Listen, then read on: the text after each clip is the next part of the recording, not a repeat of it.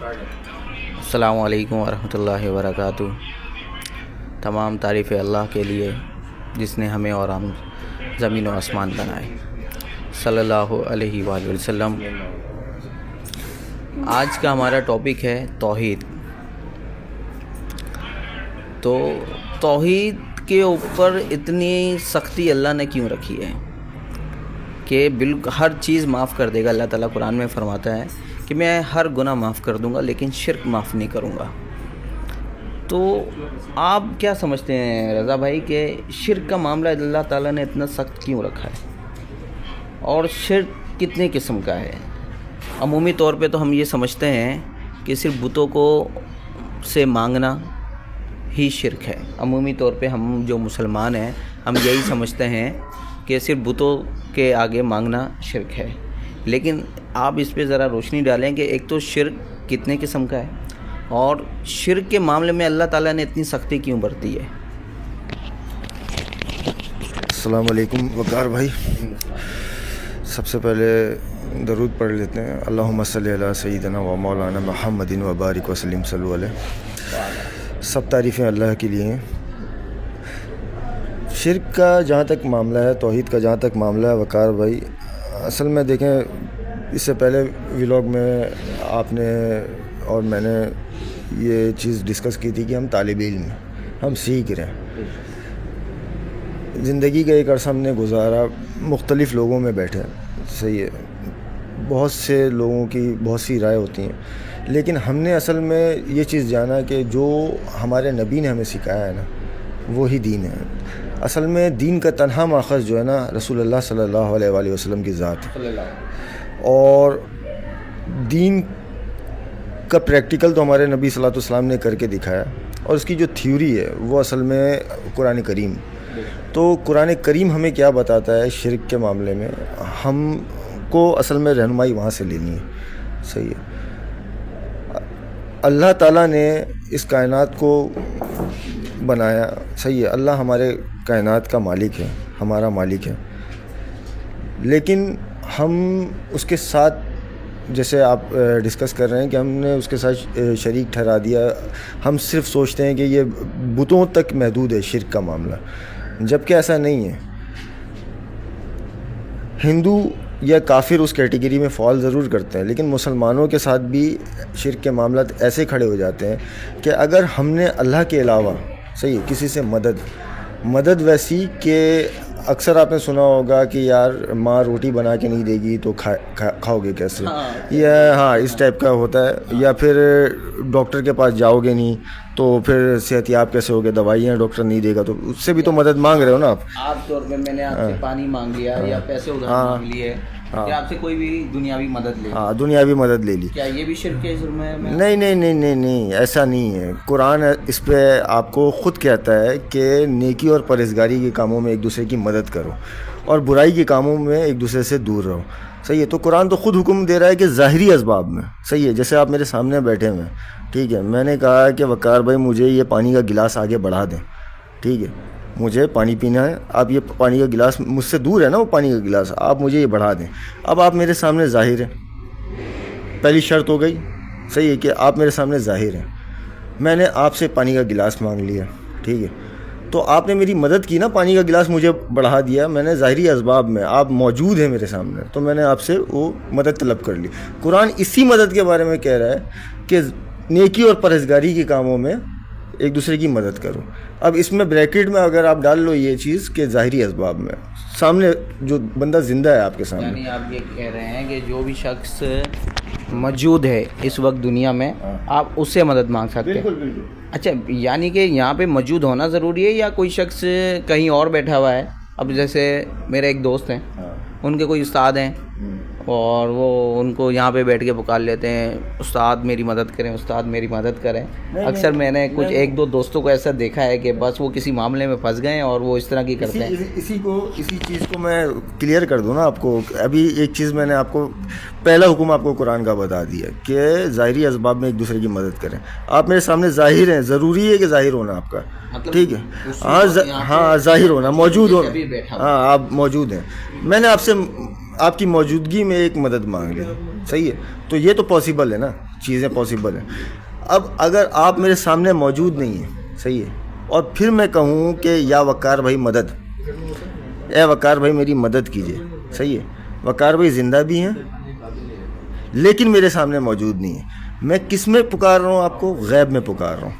غیب ہو گیا نا, آپ موجود نہیں ہیں. نہیں, میں نے آپ کو غیب میں پکارا. بھائی پانی کا گلاس آپ ٹیلی فون پہ نہیں پہنچائیں گے مجھے, صحیح ہے, تو میں نے آپ سے غیب میں پکارا آپ کو. ٹیلی فون کی فون کر کے تو مانگی جا سکتی ہے نا. تو غیب میں آپ کو پکار لیا نا بھائی. تو غیب میں جب میں نے آپ کو پکارا ہے تو میں نے غیب کی وائلیشن کی ہے, صحیح ہے. اللہ غیب ہے, اللہ کو کسی نے نہیں دیکھا نا, ہم نے اس کو ہمیشہ غیب میں پکارا نا. دعائیں ہم خاص اللہ کے لیے کیسے کرتے ہیں؟ جو غیب میں ہے, اللہ, ہمارا ایمان ہے کہ اللہ غیب ہے, صحیح ہے, ہم غیب میں اسے پکارتے ہیں. تو جب اس غیب کے ساتھ کسی غیب کو پکارو گے آپ, صحیح ہے, تو وہ غیب کی وائلیشن ہو جائے گی. سمجھ رہے ہیں آپ بات کو کہ اللہ غیب ہے, صحیح ہے, ہم نے اللہ کو بن دیکھے ایمان رکھا ہے, ہم اس کو غیب میں پکارتے ہیں. اب جب ہم نے کسی اور کو غیب میں پکارا ہے, اب وقار بھائی میرے سامنے موجود نہیں ہے, میں بولوں یا وقار بھائی گلاس مجھے پانی کا بڑا دے, یعنی ہاں, یہ بات اب خالی بتوں کے پوچھنے تک نہیں, یہ عام انسانوں پہ بھی ہاں بالکل بالکل کرتی ہے. یہ تو آپ نے جو بات کی ہے کہ بندہ موجود بھی ہے, مطلب بندہ زندہ بھی ہے لیکن موجود نہیں ہے. ہاں, موجود نہیں ہے, تو وہاں بھی اس کی غیب کی وائلیشن ہو جائے گی.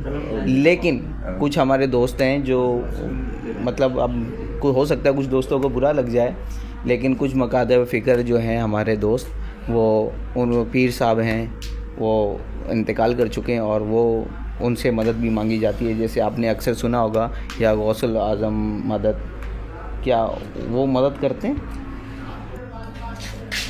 میں اپنی ایک اسٹوری آپ کو سناتا ہوں اسی کے معاملے میں نا, شرک کے معاملے میں یا اللہ کی توحید کے معاملے میں. میں جہاں تک اپنے رب کو سمجھا ہوں, جانا ہوں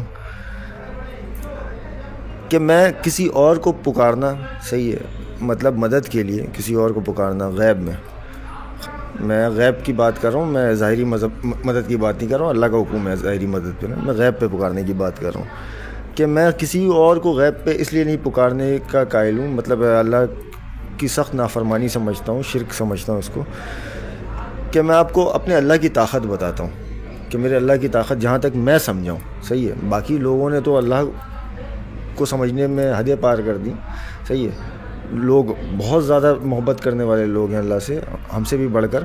لیکن میں نے جہاں تک اللہ کو دیکھا, اس کی طاقت دیکھی کہ مطلب سمجھا, سوری معذرت, میں نے جہاں تک اپنے رب کو سمجھا, ہاں, میں نے اپنے رب کو جہاں تک سمجھا کہ کبھی آپ نے کوئی ایک درخت دیکھا ہے, درخت پہ چوٹیاں آپ نے دیکھی ہوں گی, ایک درخت پہ چوٹیاں آپ نے دیکھی ہوں گی. کتنی چوٹیاں ہوتی ہیں اس درخت پہ؟ مطلب آپ گن ہی نہیں سکتے. آپ گن سکتے ہیں اس کو؟ نہیں, انکاؤنٹیبل ہوتی ہیں, بالکل انکاؤنٹیبل. یہ تحقیق بتاتی ہے کہ انگلینڈ جیسے ملک میں جو ہے نا, انگلینڈ جیسے ملک میں اربوں درخت ہیں. انگلینڈ جیسے ملک میں اربوں درخت ہیں؟ ہاں, انگلینڈ ایک چھوٹا سا ملک ہے دیکھا جائے تو, اس میں اربوں درخت ہیں, صحیح ہے. تو میں آپ سے ایک سمپل سوال پوچھتا ہوں کہ اس میں چوٹیاں کتنی ہوں گی؟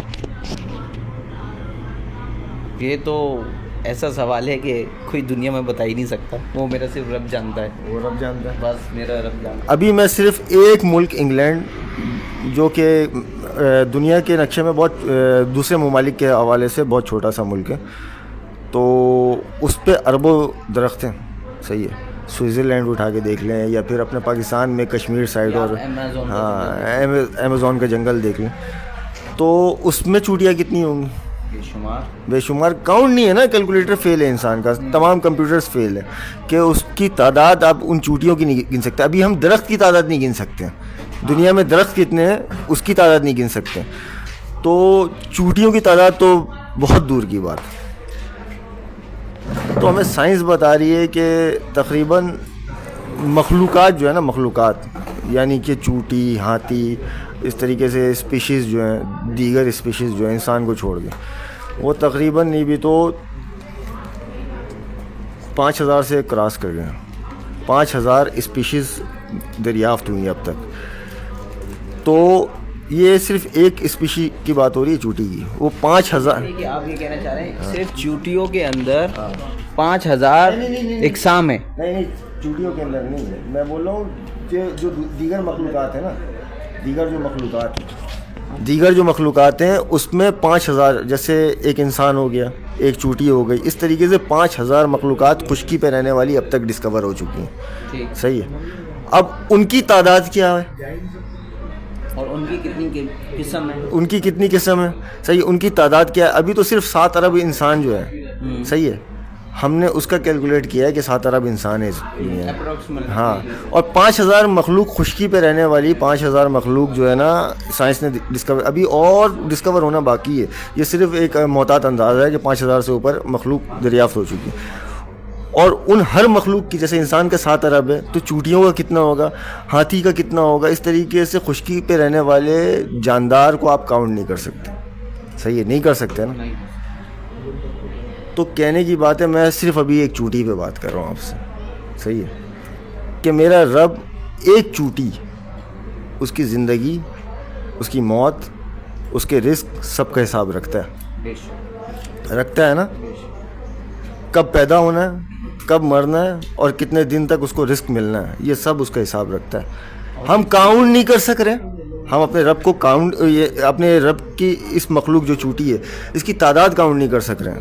تو اس کی جتنی مخلوقات ہیں اس دنیا میں, اس دنیا کے اندر جتنی مخلوقات ہیں خشکی پہ رہنے والی, ان کی تعداد تو ہم کاؤنٹ ہی نہیں کر سکتے. تو اس کے رزق کا حساب ہم کیسے رکھیں گے؟ وہ رب رکھ رہا ہے نا, اس چیز کو آپ مان رہے ہو نا. تو جب اتنا پاورفل خدا ہے, اتنا پاورفل میرا اللہ ہے, صحیح ہے, تو اس کے ساتھ اگر کسی کو آپ نے شریک کیا تو اس کو برا نہیں لگے گا, چاہے وہ کسی بھی فارم میں ہو. صحیح ہے. اگر وہ کوئی نمائندہ کھڑا بھی کر دیتا نا کہ یہ میرا نمائندہ ہے اور اس کے ہاتھ میں ساری چیزیں میں نے دی ہیں, ٹھیک ہے, تب بھی ہم نے مانگنا اللہ ہی سے تھا.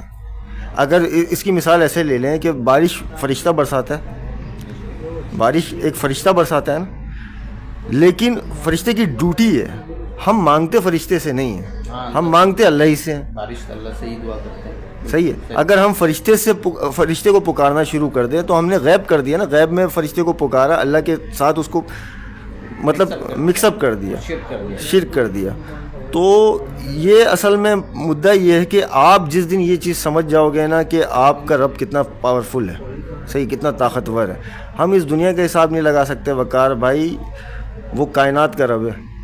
سائنس نے اب تک صرف اور صرف 3% جو ہے نا کائنات کو ڈسکور کیا. وہ کہتے ہیں, یہ محتاط اندازہ ہم آپ کو بتا رہے ہیں کہ 3% ہم نے صرف ڈسکور کیا اس کو, کائنات کو. ابھی 97% باقی ہے, اور اس 3% میں کھربوں دنیا ہے اس جیسی, کھربوں مطلب سائنس فیل ہو چکی ہے, اس کے کیلکولیٹر فیل ہو چکے ہیں کہ اتنی دنیا, اتنی دنیا ہے. تو وہ ایسی تو نہیں کہتا نا میں رب کائنات ہوں, ہر جگہ اس کی مخلوق ہوگی, ہر جگہ ہوگی. یہ جو ایلین فیکٹر اور یہ ساری چیزیں ہم ڈھونڈ رہے ہوتے ہیں, تلاش کر رہے ہوتے ہیں, صحیح ہے, کیوں کر رہے ہوتے ہیں؟ صرف اس ایک بات پہ کہ وہ رب کائنات ہے, اس لیے وہ ایک چیز ہمارے دل میں ایسی اتر گئی کہ ہم ڈھونڈتے ہیں اس کی دوسری مخلوقوں کو. آپ صرف اتنی سی دیکھو ایک بات کہ آپ کا باڈی, صحیح ہے, خلیات پہ بنا ہے, ایٹمس, صحیح ہے, آپ کے باڈی کے اندر کتنے ایٹمس ہیں, اور وہ جاندار ہیں, سارے زندہ ہیں, ان کا حساب اللہ تعالیٰ رکھتا ہے. بے شک ہمارے باڈی کے سیل روزانہ وہ صاحب کہتے ہیں, ایک ہمارے صاحب ہیں, وہ کہتے ہیں کہ دنیا میں ایک پن پوائنٹ بھی, مطلب ایک پن چھوڑ دو نا, جو سیفٹی پن ہوتا ہے, آل پن ہوتا ہے, اس کو ایک پن کو چھوڑ دو تو وہ جس جگہ پہ گرے گا نا اس جگہ پہ بھی اللہ کی مخلوق ہے. اللہ, مطلب دنیا کا کوئی ایک حصہ پن پوائنٹ بھی خالی نہیں ہے اللہ کی مخلوق سے. یہ ایٹمز, یہ جتنے بھی جراثیم ہیں, بیکٹیریا ہیں, ہاں, وہ جو ہمیں نظر نہیں آتے نیکڈ آئی سے, ہاں دیکھا ہے کہ وہ پانی بھی اس میں بھی دکھتے ہیں. تو یہی چیز آپ کو سمجھانے کا مقصد ہے کہ وہ اتنا پاورفل رب ہے کہ وہ اتنے مخلوقوں کو لے کے ہینڈلنگ کر رہا ہے, وہ اتنی مخلوقوں کا حساب کتاب رکھ رہا ہے, زندگی, موت, کھانا پینا, ساری چیزیں. تو اس کے اتنے پاورفل رب ہونے کے بعد, اور ہمیں وہ کہہ رہا ہے, مخاطب کر رہا ہے کہ تم اشرف المخلوقات, صحیح ہے. تم میری جو کریشن ہے اس کا سمجھ لو کریشن ایکس ہو, مطلب یعنی کہ تم سب سے اوپر مخلوق ہم نے تیار کی تم کو, تو وہ ہمیں اتنی عزت دے رہا ہے. صحیح ہے. ہم اس کو کیا عزت دے رہے ہیں, ہم اس کو کیا رسپیکٹ دے رہے ہیں کہ وہ صرف ہم سے ایک ڈیمانڈ کرتا ہے قرآن میں کہ میرے ساتھ شریک نہیں ٹھہرانا کسی کو, میں بہت پاورفل رب ہوں, میں نے بہت کچھ کیا ہے تیرے لیے. صحیح ہے, تو میرے ساتھ کسی کو شریک نہیں ٹھہرانا. میں کچھ کہنا چاہوں گا, یعنی میں آپ کی بات سے یہ سمجھا ہوں کہ یہ جو آپ نے شرک والے معاملات کہے ہیں, یعنی کہ اس کی تمام صفات جو ہیں اللہ کی, جو ہمیں پتہ ہے 99 صفات ہیں, ان میں سے کسی ایک کو بھی اس صفت کا اگر آپ نے شامل کر دیا, یعنی قہار, جبار, جو رحمان یا رحیم مان لیا, کسی کو بھی سننے والا مان لیا, تو یعنی آپ نے شرک کر دیا ہے. اس کو ڈیٹیل میں پتہ ہے میں آپ کو کیسے بتا دوں. نبی صلی اللہ علیہ وسلم نے ہر چیز سے پہلے کچھ نہ کچھ دعائیں سکھائی ہیں آپ کو. جیسے کھانا کھانے سے پہلے بسم اللہ پڑھ لیں. صحیح ہے. کسی کی تعریف کرنے سے پہلے ماشاء اللہ کہہ لیں. صحیح ہے. کچھ کرنے جا رہے ہو تو انشاءاللہ کہہ لو. تو یہ پتہ کس لیے کہا کہ اس جگہ پہ اگر آپ کے دل و دماغ میں جو ایک خفیہ شرک ہے, صحیح ہے, انسان کے اندر ایک خفیہ شرک ہے جس کو علماء کرام جو ہے شرک خفی کہتے ہیں. تو انسان اگر اپنے بارے میں بھی کچھ سوچتا ہے نا کہ یار میں یہ کرنے جا رہا ہوں, صحیح ہے, تو اس کو بھی انشاءاللہ ماشاءاللہ الحمدللہ کے ساتھ ہم نے کل کر دیا اپنے اس تکبر کو. صحیح ہے, اپنے اس شرک کو, کہ اللہ ہے جو ہے, اللہ کے علاوہ کچھ نہیں ہے, ہماری بھی کوئی اوقات نہیں, ہمارا خود کا بھی کوئی کچھ نہیں ہے. یعنی کہ پہلے آپ نے کچھ بھی تعریف بھی کرنی ہے تو پہلے ماشاءاللہ کہنا ہے, پھر اس بندے کی تعریف کرنی ہے. اس بندے کی تعریف کرنی ہے کہ پہلے اللہ ہے. صحیح ہے.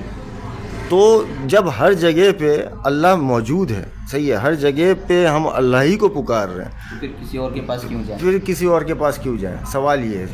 یہ تھا آج کا ہمارا تھوڑا سا سیشن. انشاءاللہ اس پہ ہم دوبارہ پوڈ کاسٹ کریں گے, بات کریں گے انشاءاللہ. پھر اگلے ولاگ میں ہم آپ سے ملتے ہیں.